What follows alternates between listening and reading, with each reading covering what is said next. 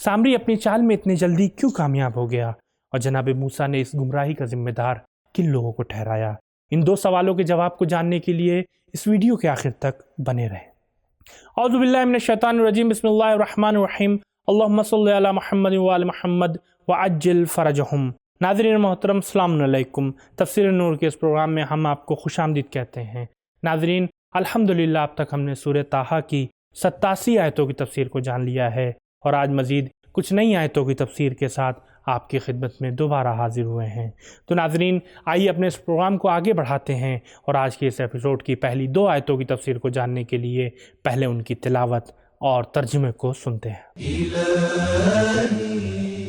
کتاب انزلناه الیک مبارک لیدبروا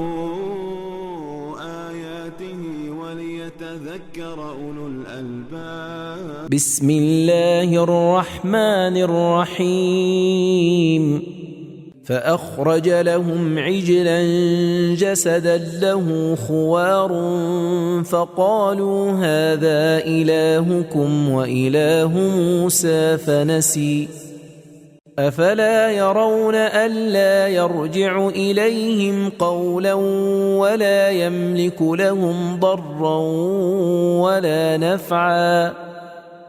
پھر سامری نے ان کے لیے ایک بچڑے کا مجسمہ بنا کر نکالا جس میں آواز بھی تھی۔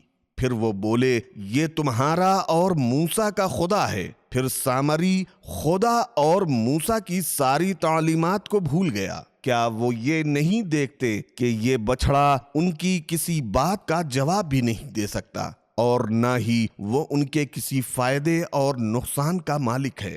ناظرین، ابھی آپ نے ان 2 نورانی آیتوں کی تلاوت اور ترجمے کو سماعت فرمایا۔ اب آئیے ان کے نکات کو جاننے کی کوشش کرتے ہیں۔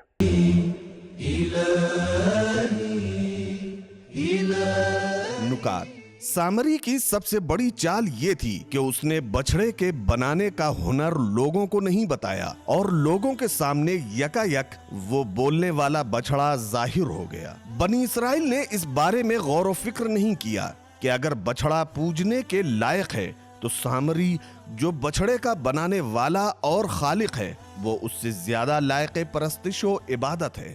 ناظرین، ابھی آپ نے ان 2 آیات میں پوشیدہ اہم نکات کو جانا۔ اب آئیے دیکھتے ہیں کہ ان 2 آیات میں ہمارے لیے کیا اہم پیغام بیان ہوئے ہیں۔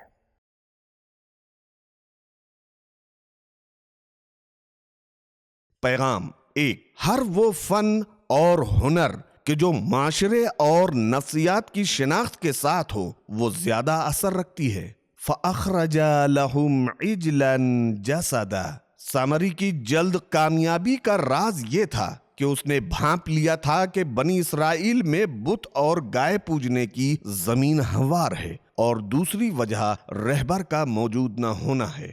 2، ہنر اور فن کا منحرف اور گمراہ لوگوں کے ساتھ میں ہونا ویسے ہی خطرناک ہے جیسے مست زنگی کے ساتھ میں تلوار ہونا، اور اسی طرح سامری کا بچڑا ہے۔ 3، مجسمہ بنانے، دھاتوؤں کے پگھلانے اور ان کا قالب میں ڈھالنے کی تاریخ بہت پرانی ہے۔ 4، ہر امت و انقلاب کے لیے سب سے بڑا خطرہ جو اسے چوٹ پہنچا سکتا ہے وہ علمی، ثقافتی اور عقیدتی انحراف اور گمراہی ہے۔ 5، انسان کا خداوند کے قوانین و احکام کو بھول جانے اور دینی نمائندوں سے الگ ہو جانے کا نتیجہ گمراہی، انحراف اور برے انجام سے ہمکنار ہونا ہے۔ فنسیا۔ کہا یہ جاتا ہے کہ سامری حضرت موسیٰ کا صحابی تھا، لیکن اس نے اپنی ذمہ داری جو موسیٰ کے مقابلے میں اس کی تھی اسے بھلا دیا تھا۔ 6، انبیاء کا مکتب اور راستہ عقلی اور منطقی ہے۔ افلا یرون الا یرجع الیہم قولا ولا یملک لہم ضرا۔ عقل کہتی ہے کہ انسان کا معبود وہ ہونا چاہیے جو اس کو فائدہ پہنچا سکے اور برائیوں کو اس سے دور کر سکے۔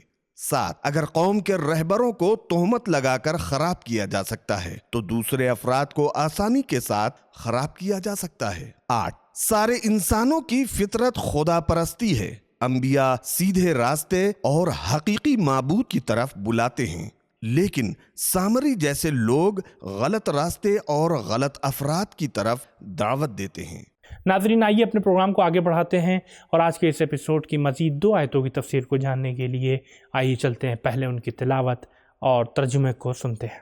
وَلَقَدْ قَالَ لَهُمْ هَارُونُ مِنْ قَبْلُ يَا قَوْمِ إِنَّمَا فُتِنْتُمْ بِهِ وَإِنَّ رَبَّكُمُ الرَّحْمَنُ فَاتَّبِعُونِي وَأَطِيعُوا أَمْرِي قالوا لن نبرح عليه عاكفين حتى يرجع إلينا موسى۔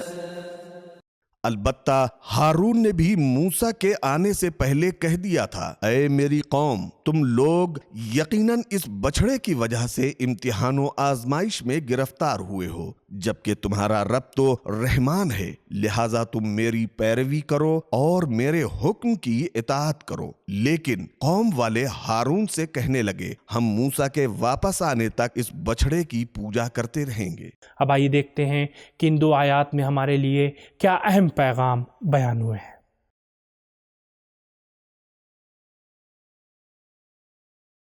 پیغام 1، بعض لوگ اس قدر حواس باختہ ہو جاتے ہیں کہ نہ ان کی عقل کام کرتی ہے، افلا یرون، اور نہ ہی پیغمبر کی رہنمائی۔ قال لہم ہارون۔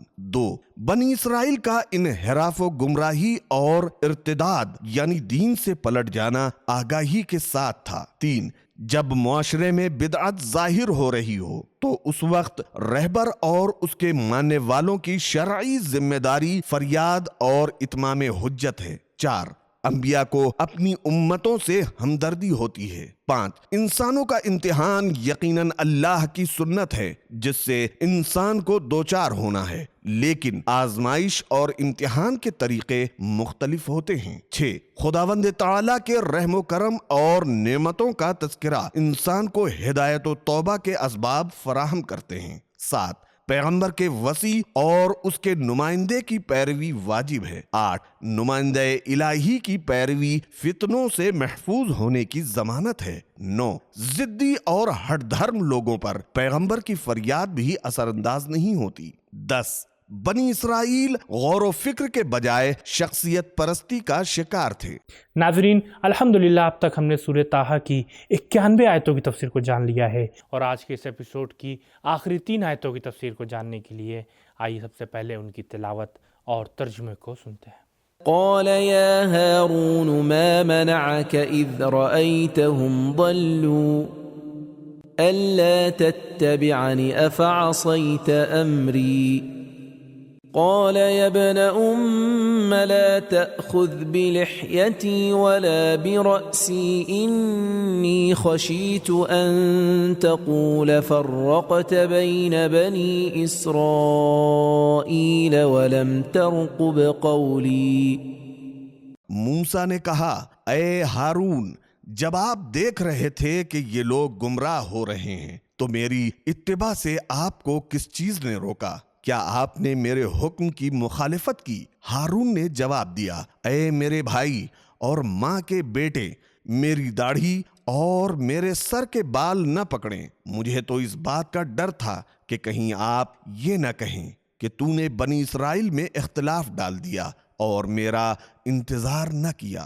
ان 2 نورانی آیتوں کی تلاوت اور ترجمے کو سننے کے بعد اب آئیے ان کے نکات پر گفتگو کرتے ہیں۔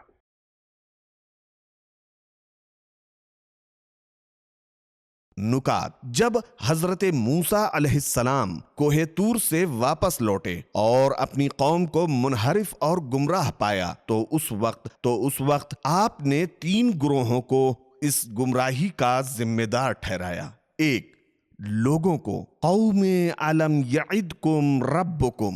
2، جناب ہارون کو، یا ہارون ما منعک۔ 3، سامری کو، فما خطبک یا سامریو۔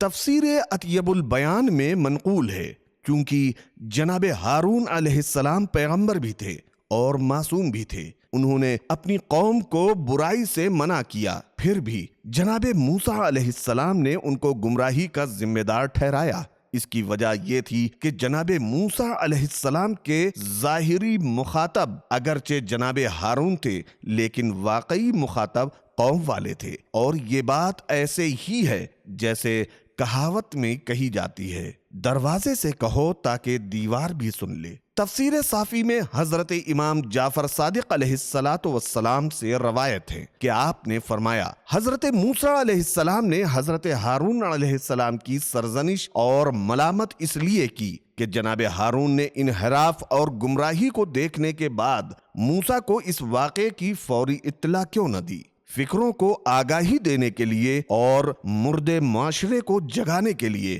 تبلیغ کا ایک خاص طریقہ ہے کہ کوئی ایسا نیا کام کیا جائے جس سے لوگ فوراً متوجہ ہوں، ویسے ہی جیسے جناب موسیٰ علیہ السلام نے اپنے معصوم جانشین کو ٹوکا اور ملامت کیا، یا حضرت علی علیہ السلام نے اپنے خطبے کے دوران اپنے رخسار پر تماچا لگایا تاکہ لوگ اس طرف متوجہ ہوں۔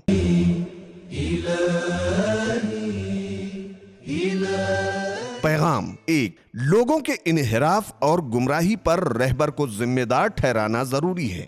دو، ذمہ دار افراد کی بے جا خاموشی ملامت کی مستحق ہے۔ تین، دینداروں کے لیے بدعاقبتی ایک آفت ہے۔ چار، ایک پیغمبر دوسرے پیغمبر پر اپنا آرڈر جاری کر سکتا ہے۔ پانچ، معاشرے کے نظام کو چلانے کے لیے صرف ایک حاکم چاہیے۔